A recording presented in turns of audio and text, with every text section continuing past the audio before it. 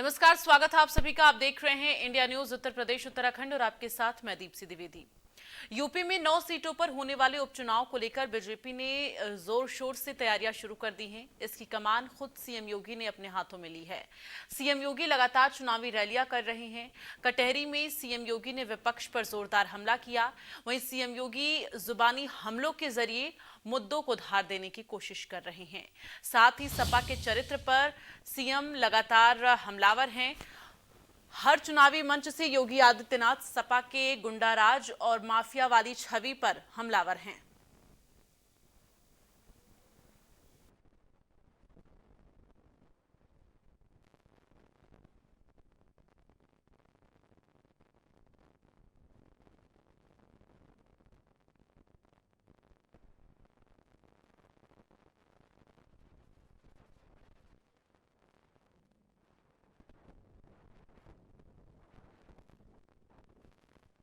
से सब कुछ कराते हो ना।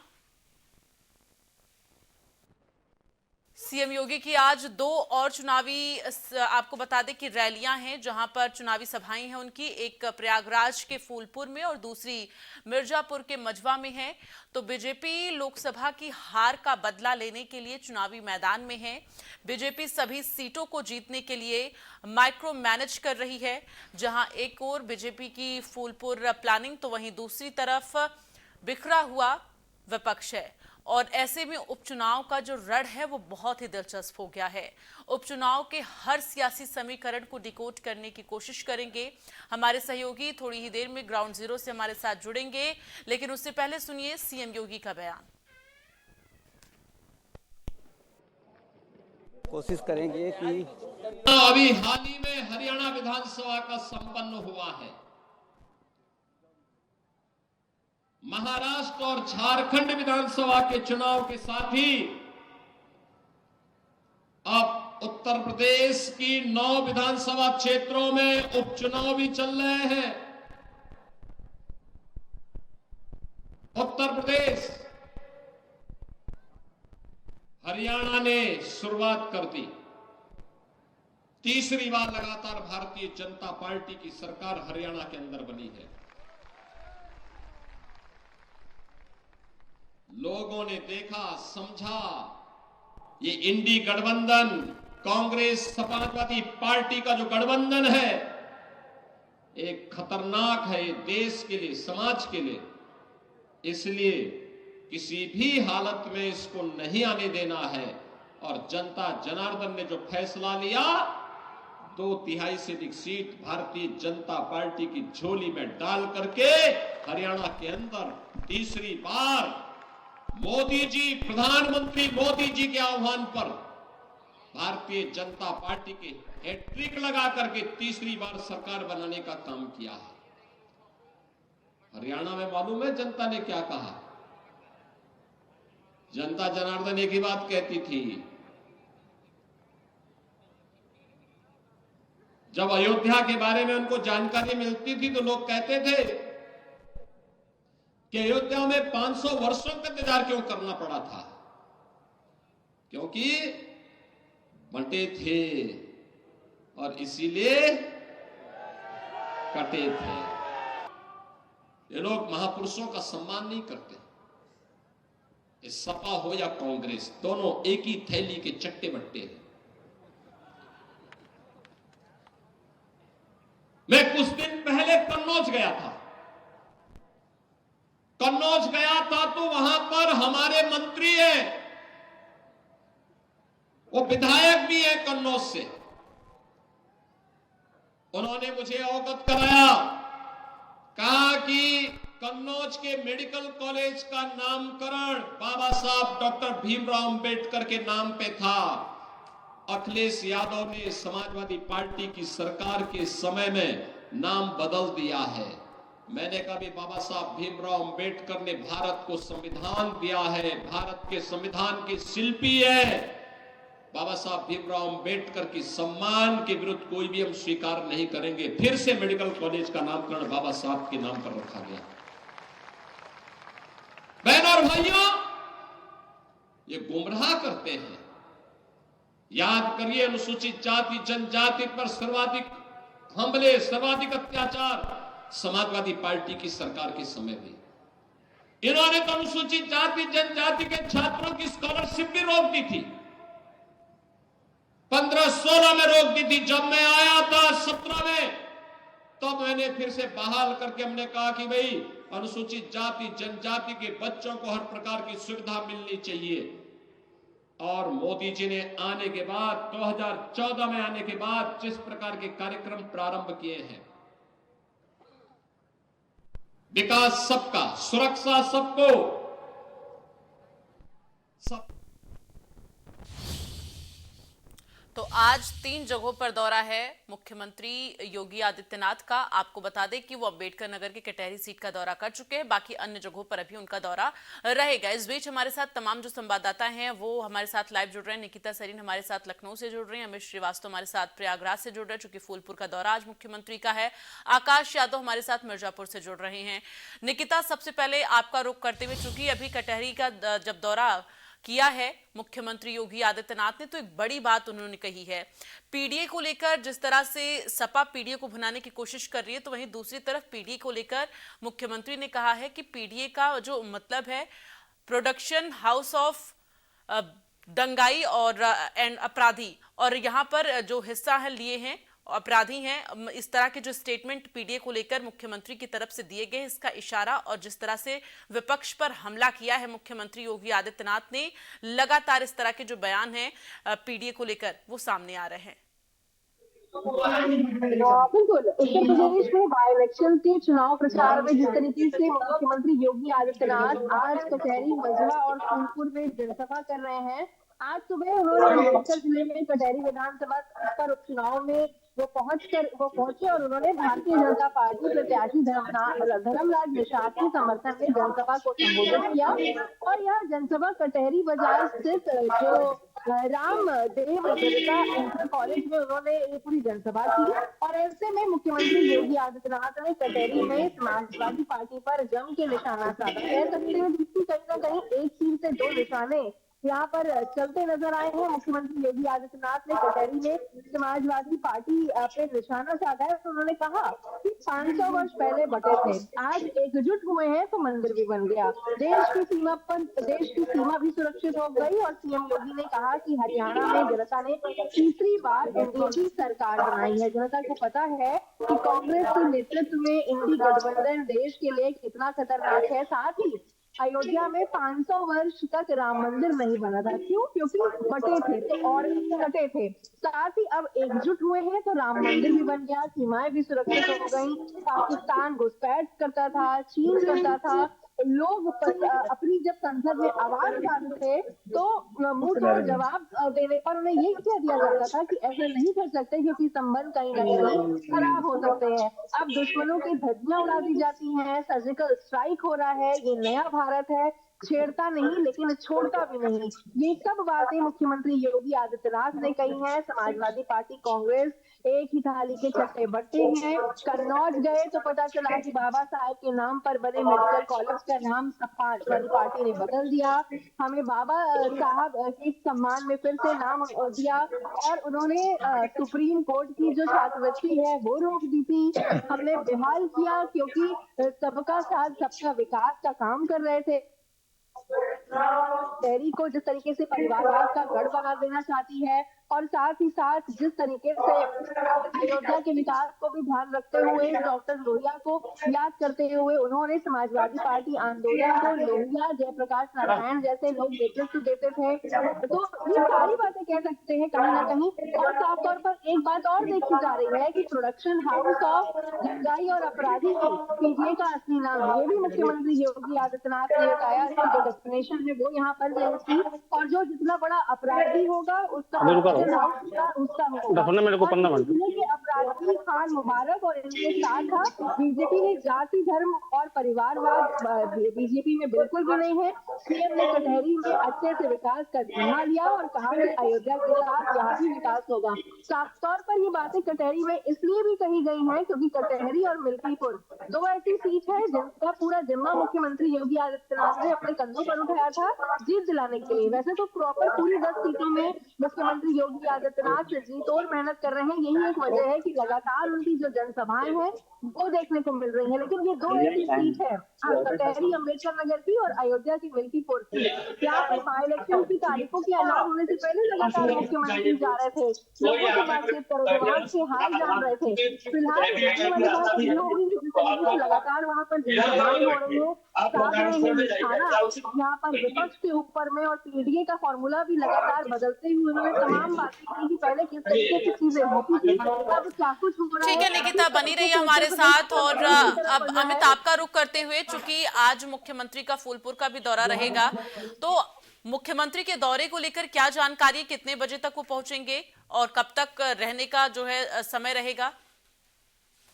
मुख्यमंत्री योगी आदित्यनाथ करीबन 1 घंटा रहेंगे प्रयागराज में, और कुछ ही समय बाद जो प्रयागराज वो पहुंचेंगे, उसके बाद वो फूलपुर की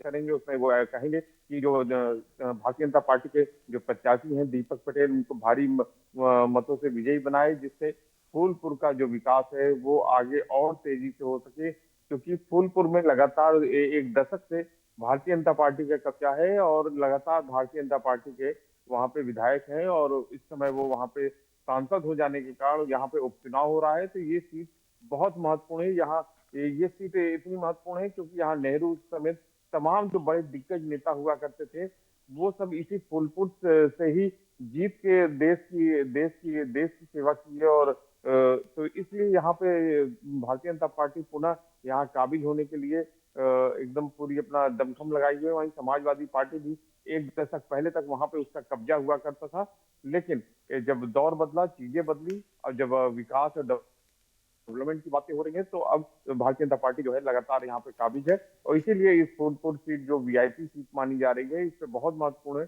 क्योंकि माना जाता है कि जो फूलपुर से जो जीता है वही देश और प्रदेश की राजनीति में सक्रिय हो जाता है। तो इसलिए ये जो सीट है बहुत महत्वपूर्ण है। इसीलिए ये दौरा जो है काफी महत्वपूर्ण। देखना होगा कि आज प्रयागराज वासियों के भी क्या सौगातें और क्या है वो बोल के जाते हैं, क्या ऐलान करके जाते हैं, किस तरह से वो अपने जो वोटर्स हैं उनको किस तरह से रिझाते हैं। तो ये भी बहुत महत्वपूर्ण होगा। तो देखना होगा कि आज फूलपुर की जनता को किस तरह से मुख्यमंत्री योगी आदित्यनाथ आज संबोधित करते हैं और क्या उनको कहते हैं और क्या उनको तोहफा देते हैं। जी चलिए, इस पर अपनी नजर बनाकर रखिएगा अमित, और बने रहिए हमारे साथ। आगे भी खबरों पर आपसे अपडेट लेंगे। आकाश, आपका रुख करूंगी, चूंकि आज मिर्जापुर में भी मुख्यमंत्री का आगमन होगा। मुख्यमंत्री के आगमन को लेकर क्या जानकारी है, साथ ही जरा वहां के चुनावी समीकरण को और जो राजनीतिक सरगर्मियां हैं उन्हें भी बताएं। आकाश, आप अनम्यूट करिए, आवाज नहीं आ रही आपकी।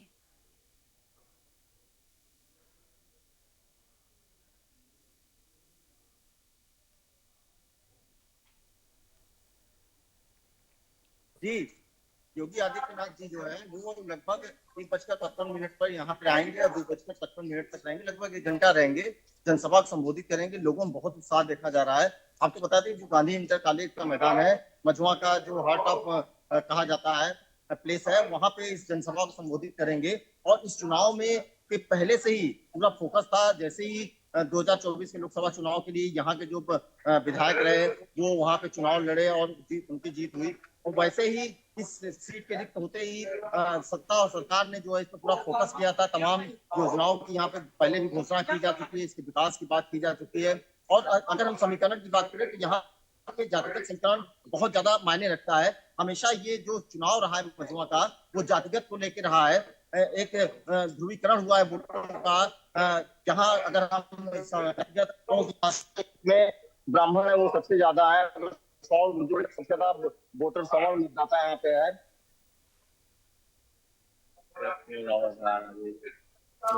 ठीक है आकाश, बने रहिए हमारे साथ। संदीप, आपका रुख करूंगी, अंबेडकर नगर से संदीप हमारे साथ जुड़े हैं। संदीप, मुख्यमंत्री योगी आदित्यनाथ अब से कुछ ही देर पहले अंबेडकर नगर में थे। कटहरी विधानसभा सीट के लिए जो है उन्होंने दौरा किया है, और इस दौरान तमाम बड़ी बातें मुख्यमंत्री की तरफ से कही गई हैं। पीडीए को लेकर उन्होंने पीडीए का असली नाम बताया। अभी वहां पर सियासी सरगर्मी, सियासी हलचल किस तरह से देखने को मिल रहा है? जी बिल्कुल, आज पीएम योगी ने अम्बेडकर नगर में चुनावी जो जनसभा संबोधित में सपा और कांग्रेस उसे निशाना लिया। पीएम योगी ने पीडीए के अर्थ को बदल गया है। इसका अर्थ अब प्रोडक्शन हाउस ऑफ दंगाई एंड अपराधी हो गया है। इसमें जो है लगातार विकास पे, यहाँ पे मेडिकल कॉलेज, यहाँ पे दार्शनिक शिव बाबा और सरमठ क्षेत्र, उसके सौंदर्यीकरण के लिए उन्होंने बात किया। यहाँ पे सुरक्षा के भरोसा दिलाया, विकास के लिए भरोसा दिलाया। यहाँ पे हम भरोसा दिला के जा रहे हैं कि इस बार आप धर्मलाल निषाद जी को वोट दीजिए। आपको विश्वास हम दिलाते हैं कि सुरक्षा और विकास की जिम्मेदारी हमारी होगी। जी बिल्कुल, निश्चित तौर पर निकिता, लगातार जिस तरह से चुनावी दौरे मुख्यमंत्री योगी आदित्यनाथ के हैं, 20 नवंबर को अब वोटिंग होनी है, जिसके बाद रिजल्ट सामने जब आएगा तो क्या लगता है, क्या संभावनाएं, किस तरह के जो है इस वक्त राजनीतिक समीकरण बनते हुए नजर आ रहे हैं? देखिए, भारतीय जनता पार्टी इस बार बहुत ही फूक फूक कर कदम रख रही है। रीजन ये भी है कि लोकसभा चुनाव में जो उत्तर प्रदेश में एक निराशाजनक परिणाम को फेस करना पड़ा था, यही एक वजह है कि जब अब 10 सीटों पर उपचुनाव होने हैं, ये भारतीय जनता पार्टी के लिए बेहद महत्वपूर्ण है। हालांकि सभी पार्टी इसमें एड़ी चोटी का जोर लगा रही है, क्योंकि अब देखिए डेट्स का भी ऐलान हो गया है। ऐसे में कैंडिडेट्स भी अब मैदान में है, लगातार यहाँ पर दौरे कर रहे हैं। स्टार प्रचारक के तौर पर मुख्यमंत्री योगी आदित्यनाथ उन सभी 10 विधानसभा जो सीट है जहाँ उपचुनाव होने हैं वहां पर पहुंच रहे हैं, लोगों से बातचीत कर रहे हैं, संबोधन कर रहे हैं, एक कंपैरेटिव स्टडी बता रहे हैं कि पहले क्या क्या होता था, क्या क्या होता चला आया है, और अब सरकार ने 2017 के बाद से कितने पॉजिटिव चेंजेस किए हैं।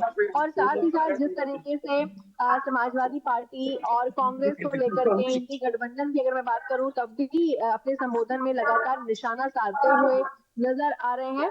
तो कहीं ना कहीं अब जो तारीख है उसका भी ऐलान हो चुका है। 20 नवंबर को चुनाव होने हैं। हालांकि डेट्स पहले 13 थी, लेकिन कई फेस्टिवल्स ऐसे पड़ रहे थे जो डेट्स पे भी अब चेंज किया गया। हालांकि आपको बता दूं कि ये जो 10 सीटों पर चुनाव होने हैं, यहाँ पर भारतीय जनता पार्टी के लिए कुछ सीट्स में राह तो आसान है, लेकिन ऐसी कई सीट है जहां पर भारतीय जनता पार्टी के लिए एक चैलेंजिंग फैक्टर जरूर हो जाएगा।